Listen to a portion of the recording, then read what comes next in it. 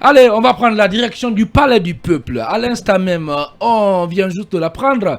Bernard Goumou est en train donc de rallier cet espace public, cet espace public qui sert en tout cas, qui fait office d'Assemblée nationale pour décliner la politique générale de son gouvernement. Quelles sont, disons, quelles doivent être, selon vous, Aboubacar Condé, les principales articulations de son discours, tenant compte du contexte politique et social actuel du pays? Bien, écoutez, il est difficile de s'inviter dans les feuillets de Bernard Goumou, mais ce qui reste clair, voilà, il est nommé il y a plus de 3 mois maintenant. On l'attendait au Parlement pour décliner la politique générale et malheureusement, il n'a pas pris la température des charges, mais il connaît d'ailleurs la feuille de route. Je pense que Bernard Goumou viendra dire ce que nous savons déjà. Il va inscrire son agenda dans les principales articulations de la transition, notamment les feuilles de route de la transition. Je sais qu'il va griffer certainement ses priorités autour des actions qui vont être menées en termes d'action politique, puisque c'est lui qui impulse d'ailleurs la dynamique sociale de la transition. C'est lui qui a aujourd'hui le garant de cet équilibre social en termes de dialogue politique. Et bien sûr, dans la politique économique du gouvernement, forcément, il va faire cas des mesures d'austérité qui sont imposées par le colonel président Mamadi Doumbouya. Et forcément, il va parler de ça, mais également des chantiers qui sont ouverts. Vous savez qu'on avait pensé que c'était un gouvernement qui avait pour mission de ramener vite le pays vers l'ordre constitutionnel, mais on comprend aisément que c'est un gouvernement de mission qui est venu proposer... Oui, c'est un gouvernement qui a autre mission que de nous ramener à l'ordre constitutionnel, parce que des chantiers sont ouverts un peu partout, des grands travaux sont ouverts, donc au-delà... c'est un problème, ça. Oui, mais écoutez, je ne dis pas que c'est un problème. Je ne dis pas que c'est un problème. Oui. Je le dis parce que beaucoup disent que la mission d'un gouvernement de transition, c'est de déballer la route pour un retour rapide à l'ordre constitutionnel. Mais malheureusement, le chantier, il est multiple et varié pour cette transition. Il y a le chantier judiciaire, il y a le chantier institutionnel, il y a le chantier économique, il y a le chantier justice. Donc je pense qu'aujourd'hui, il y aura l'action sur la justice, l'action probablement sur le domaine économique, l'action sur les chantiers qui sont ouverts, et également, on ne va pas occulter l'action pour le retour à l'ordre constitutionnel, le recensement qui va être, selon eux, ce qui a déjà commencé. Je ne sais pas si c'est la vocation d'état civil ou bien si c'est la vocation électorale. Je ne sais pas de quoi il va être question, mais c'est reste clair. Et Bernard Goumou ne va pas inventer la roue. Il va monter sur les traces de ses prédécesseurs. Il nous dira la même chose que nous connaissons déjà. Mais sauf qu'il va être difficile de donner des gages d'assurance par rapport au respect du calendrier des 24 mois, par rapport aux actions qui vont être menées. Parce qu'en principe, les chantiers de la transition sont millimétrés. C'est des chantiers qui doivent s'inscrire dans la durée, qu'on cherche à tel mois, qu'est-ce qui va être fait. Est-ce qu'il y a un instrument de sondage? Est-ce qu'on a un outil pour évaluer ce qui va être fait? Est-ce qu'on a les assurances qu'effectivement ce calendrier va être respecté?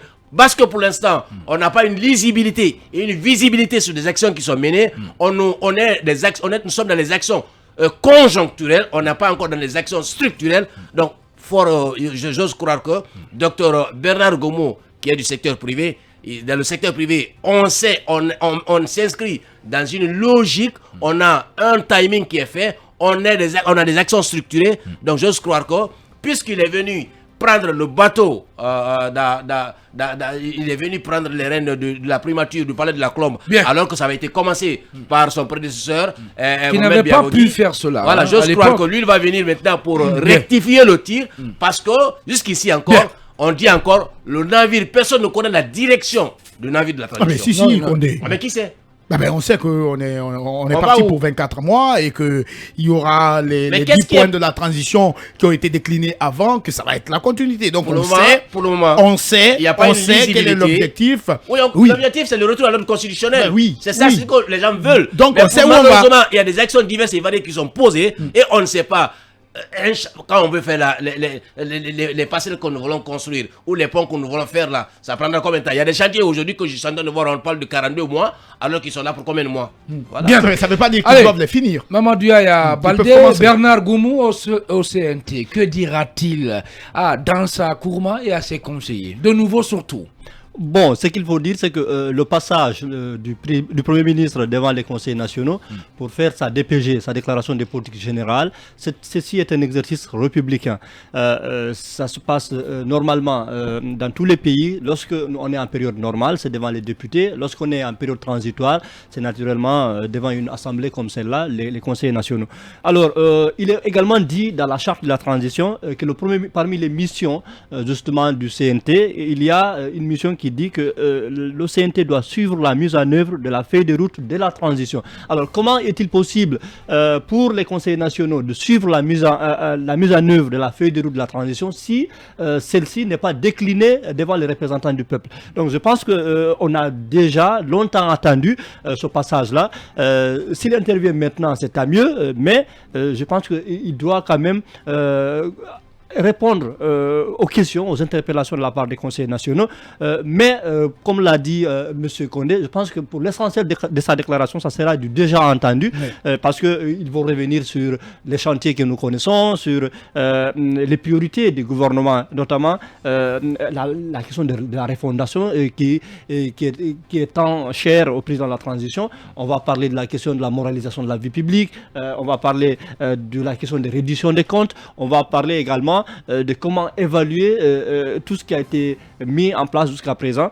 Et surtout la question du chronogramme électoral également, du chronogramme de la transition, pardon. Donc c'est un point essentiel sur lequel le Premier ministre naturellement va parler. Donc et un volet important durant cette période de transition, j'ai comme l'impression qu'on est en train d'occulter les questions sociales, alors que les Guinéens aujourd'hui sont dans une conjoncture assez difficile. Les questions sociales devraient être aussi un axe prioritaire durant cette transition-là. Mais c'est pas ce que nous voyons. Donc nous voyons des chantiers ouverts par-ci, des voiries, mais sur le plan social, les prix sur le marché, le coût de la vie, je pense que le président également devrait avoir une attention particulière par rapport aux questions sociales. Et je termine sur un point, par rapport à l'interpellation des députés, à l'interpellation, des conseils nationaux, je pense qu'ils doivent quand même être à la hauteur pour poser les bonnes questions, ramener le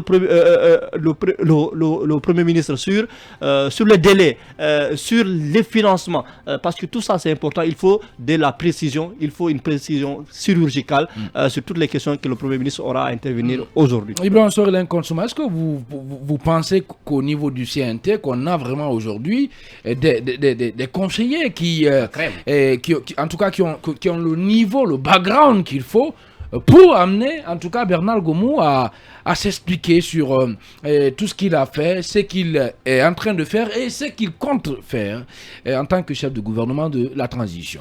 On n'a pas assez de conseillers, mais il y en a.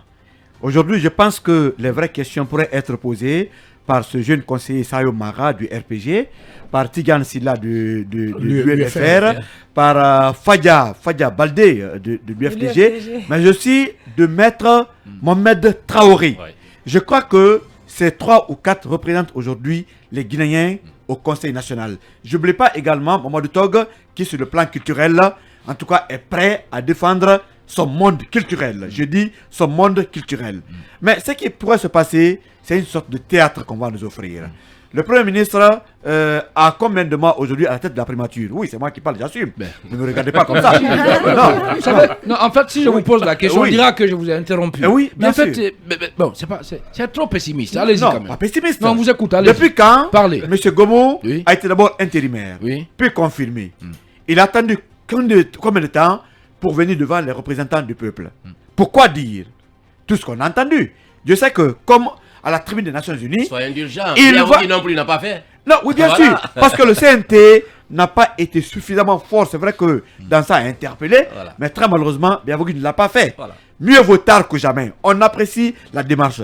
Mais pour dire quoi? C'est la grande question qu'on va se poser. Est-ce qu'on va venir encore justifier le coup d'État qu'on va appeler, comment on l'appelle, peut-être... le coup de grâce pour la refondation de l'État. La refondation, nous sommes allés à la mort. On va venir justifier le coup d'État, puisque depuis que le colonel et son équipe sont là, tous les discours officiels, on ne fait que justifier le coup d'État.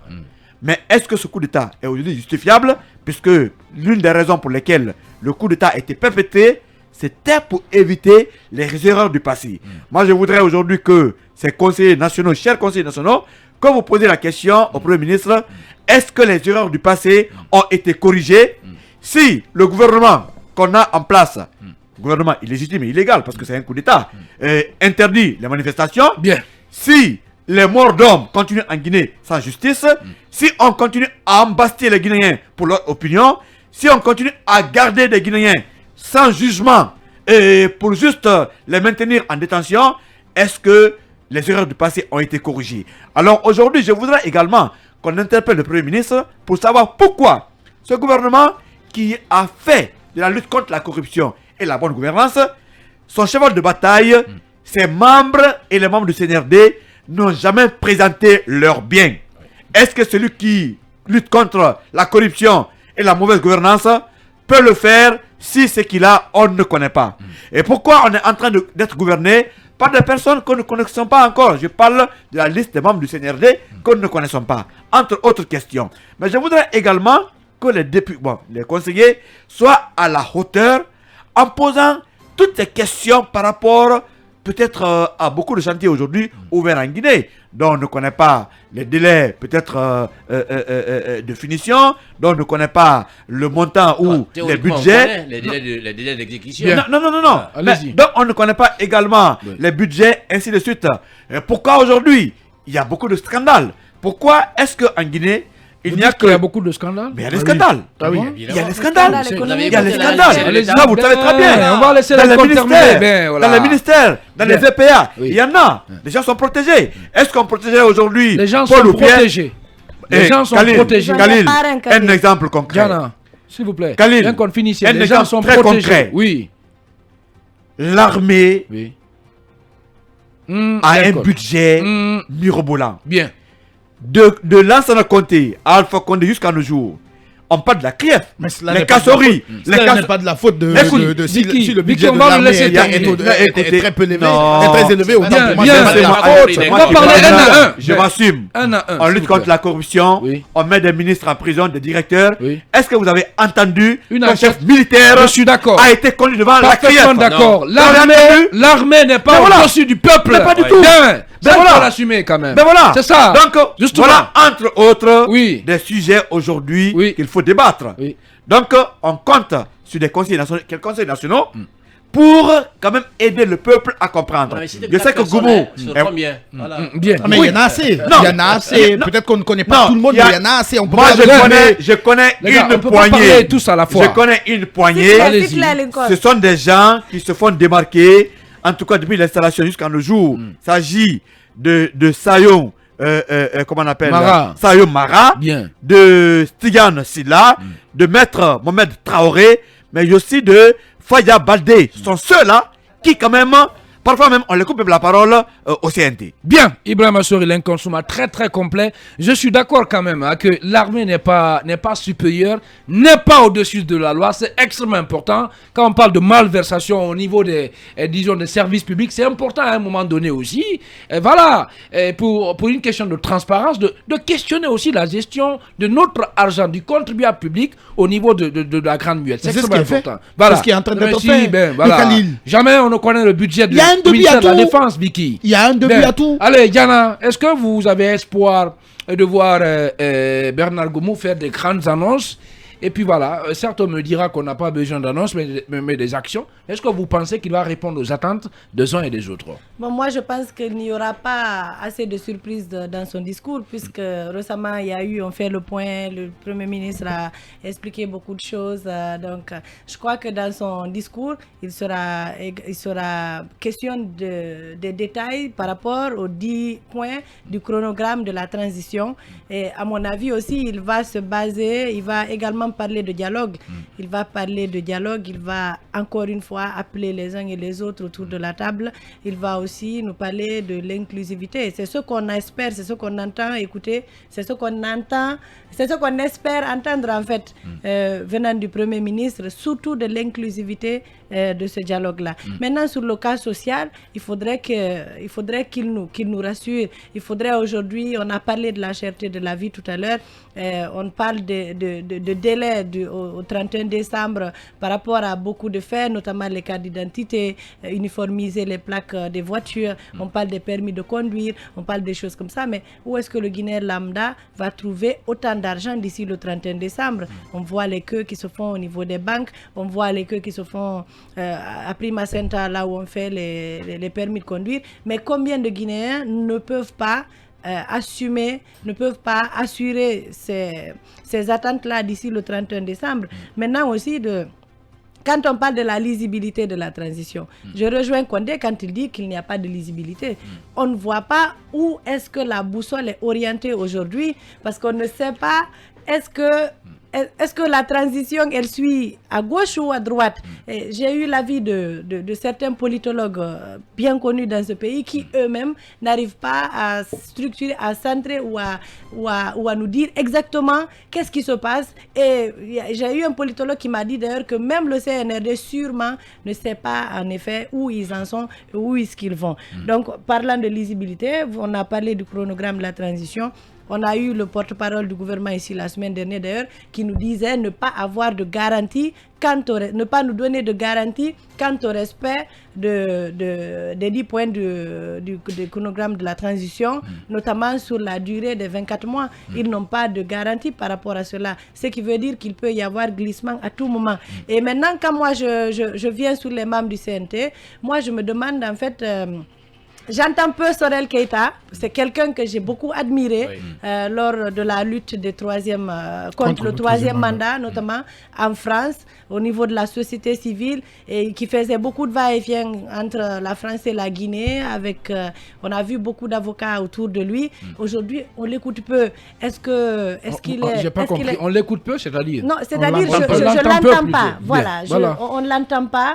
On ne l'entend pas dénoncer. Il y a ses amis qui sont en prison aujourd'hui. Des personnes avec qui il a fait la lutte contre le troisième mandat. On entend peu Sorel Keita aujourd'hui. Est-ce qu'aujourd'hui... je vous dis qu'ils ont donné leur langue au chat. C'est ça la vérité. Sorel fait partie des personnes ressources qui ont été choisies par le CNRD. Et est-ce qu'il a marché à l'hameçon? C'est ce que je me demande. Est-ce qu'aujourd'hui, il sera là pour contredire un peu le Premier ministre ou alors pour le poser des questions, notamment par rapport à la justice? Donc, Sorel Keita, moi, j'aimerais vous entendre aujourd'hui nous parler de la transition, dénoncer les tares qui se passent aujourd'hui, notamment sur le plan de la justice et sur le plan économique et social. C'est ce que j'avais à dire par rapport au discours du Premier ministre. Bien, Moustapha Biki, très rapidement. Dans un instant, je précise qu'on va prendre la direction du Palais du Peuple pour retrouver notre envoyé spécial, Mamadou Boyi, et donc Diallo, qui va nous planter le décor, nous dire réellement si oui ou non Bernard Gomo, en tout cas, a entamé son discours de politique générale et quelles en sont surtout les principales articulations. Mais bien avant, Moustapha Biki, très rapidement, quelque chose à placer. Oui, je pense qu'on a assez soif dans ce pays de développement. On a assez soif donc de voir l'aboutissement de toutes les initiatives prises par les autorités depuis belle lurette. On a envie de voir aujourd'hui que ces choses évoluent parce que l'annonce a été grande et l'attente est énorme. Mais je pense qu'il y a un certain nombre, il faut quand même accorder un certain bénéfice de doute aux nouvelles autorités. On parle aujourd'hui, oui, des problèmes sociaux, mais pour qu'on puisse régler ces problèmes sociaux-là, il faut quand même régler certains problèmes liés à l'économie. Ces chantiers ouverts, par exemple, au niveau de nos infrastructures routières, comment voulez-vous qu'il y ait un impact sur la cherté de la vie si toutefois on a des problèmes d'acheminement, par exemple des produits de l'intérieur vers Conakry et vice-versa. Je pense qu'il y a au-delà donc de la mission de retour à l'ordre constitutionnel, au regard justement des difficultés auxquelles les Guinéens ont été confrontés ces 10, 15, 20 dernières années, a amené justement les autorités de la transition, y compris le gouvernement Gomu, à se focaliser, à se donner une mission liée au développement qui n'a rien à voir avec le retour à l'ordre constitutionnel. Je pense que les questions sur lesquelles le CNT devrait se pencher aujourd'hui, c'est comment amener le gouvernement à nous donner les détails sur les différents points liés à la transition. Puisque le ministre Ousmane Gawal nous disait ici que pour eux, la sortie de la CEDEAO était une sortie tardive à leur avis, parce qu'ils estiment, aujourd'hui le gouvernement estime que certaines actions liées au retour à l'ordre constitutionnel sont déjà en cours. On parle notamment du RAVEC, du recensement administratif à vocation d'état civil, avec la biométrisation de certaines pièces d'identité. Direction le palais du peuple de Conakry. Merci encore de nous rejoindre au compte du supplément d'info. On est en direct du palais du peuple de Conakry. Mamadou Oyalo, l'envoyé spécial de FIM Guinée. Bonjour, bienvenue. Bonjour Khalil, bonjour à toute l'équipe. Abouakar Condé. Ouais, Mohamed Boye, est-ce que maintenant nous sommes en direct là, le Premier ministre Dr Bernard Gomo a rallié notre hémicycle?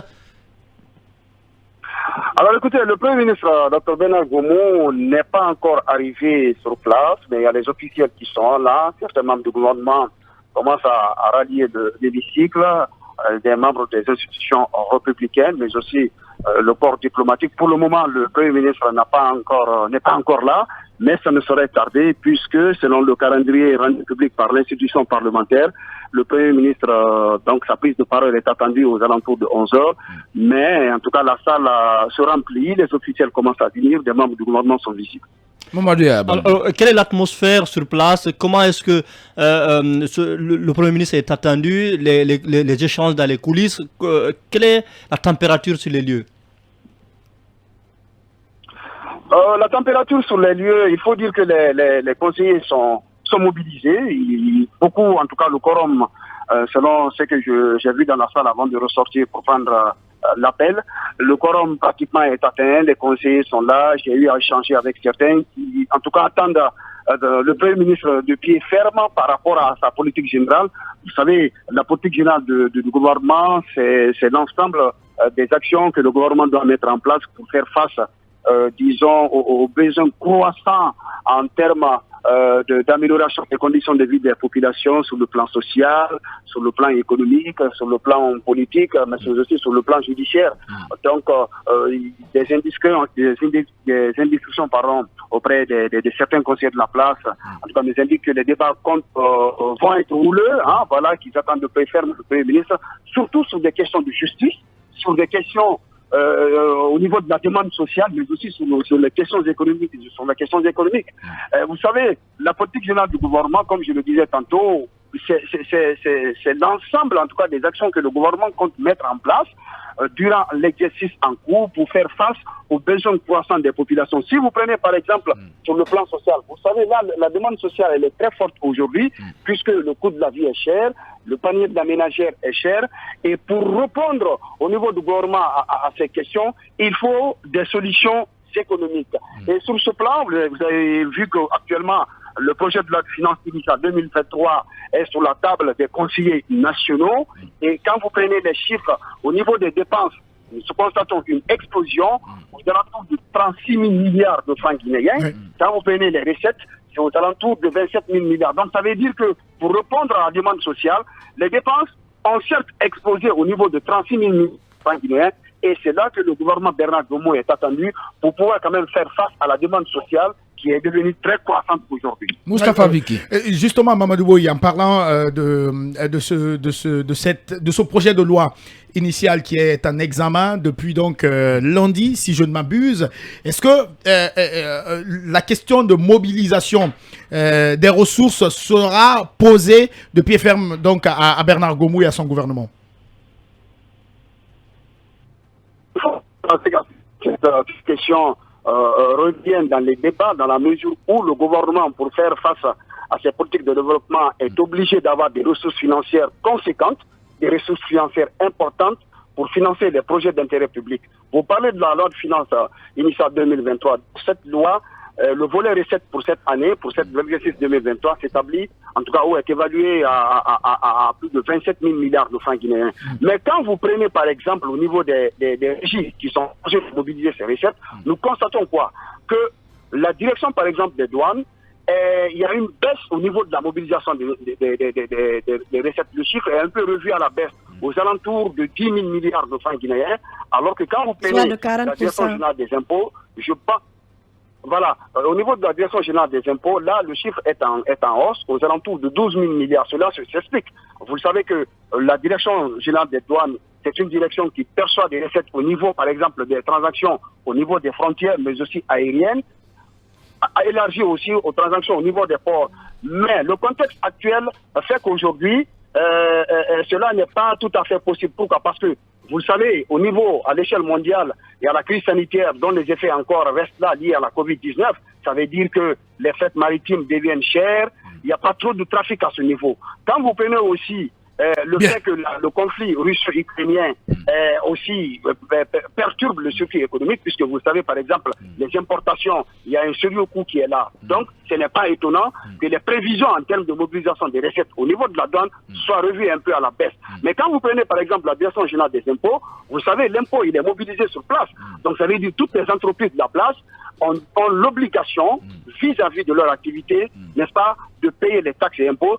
D'où, par conséquent, cette hausse au niveau de la mobilisation des recettes au niveau des impôts. De l'autre côté, il faut aussi souligner que, comme je le disais tantôt, le volet justice aussi est très attendu dans la politique générale du gouvernement. Merci. Vous le savez, aucun développement n'est possible sans la justice. Merci beaucoup. On en parlera, Mamadou Boye. Malheureusement, on est pris par le temps. On est pris par le temps. Merci beaucoup. Merci Mamadou Boye pour toutes ces explications. Je rappelle que vous êtes l'envoyé spécial de Film Guinée, donc du côté du Palais du Peuple, où le Premier ministre Bernard Gomo doit, dans un instant, d'un moment à l'autre, décliner la politique générale de son gouvernement. C'est une actualité à suivre en fil rouge et sur Film Guinée. Encore une fois, on va céder la place à l'écran publicitaire et les infos. On revient juste après pour poursuivre cette émission.